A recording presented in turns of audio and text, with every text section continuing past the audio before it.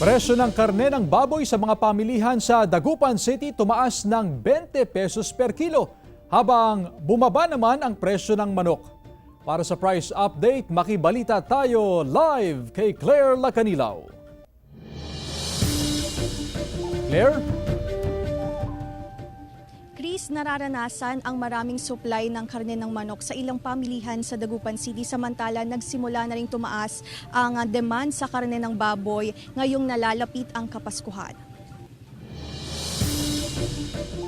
Tumaas ng 10 hanggang 20 pesos ang presyo ng kada kilo ng karne ng baboy sa ilang pamilihan sa Dagupan City.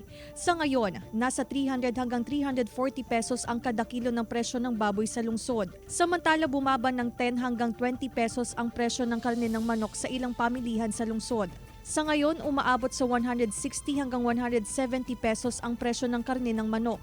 Ayon sa ilang negosyante, sobra-sobra ang supply ng manok ngayon. Bumaba yung price namin ngayon dahil siguro po sa dumami ang supply ng manok. Medyo matumal ang bintahan ngayon.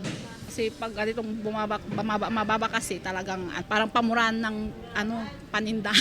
Ikinatuwa ng mga consumer ang bawas presyo sa kada kilo ng karne ng manok sa pamilihan. Okay lang naman yung presyo niya kasi mahal naman lahat.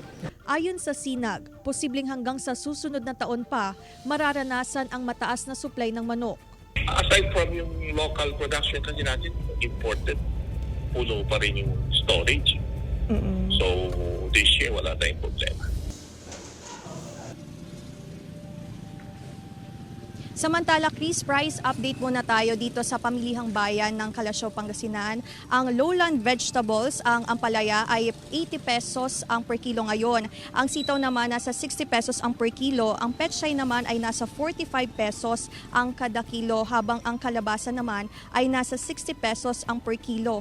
Ang talong naman ay nasa 100 pesos ang per kilo. Ang kamatis ay nasa 80 pesos ang per kilo. Sa highland vegetables naman, ang repolyo ay nasa 90 pesos ang per kilo, ang carrots ay nasa 80 pesos ang per kilo, Baguio beans 60 pesos ang per kilo, pechay Baguio nasa 50 pesos ang per kilo, habang ang sayote ay nasa 20 pesos ang per kilo. Ang broccoli naman ay nasa 100 pesos ang per kilo. Sa prutas naman, ang saging ay nasa 30 pesos ang per kilo, ang melon naman ay nasa 80 pesos ang per kilo. Ang papaya ay nasa 70 pesos ang per kilo, ang ubas nasa 140 ang with seeds. Ang seedless naman ay nasa 240 pesos ang per kilo. 3 for 100 naman ang peras, mansanas, orange, at ang dalanghita naman ay 30 pesos ang per kilo. Patuloy naman ang monitoring ng Kalasyaw Market Division sa anumang paggalaw sa presyo ng anumang produkto dito sa pamilihan, at paalala ng otoridad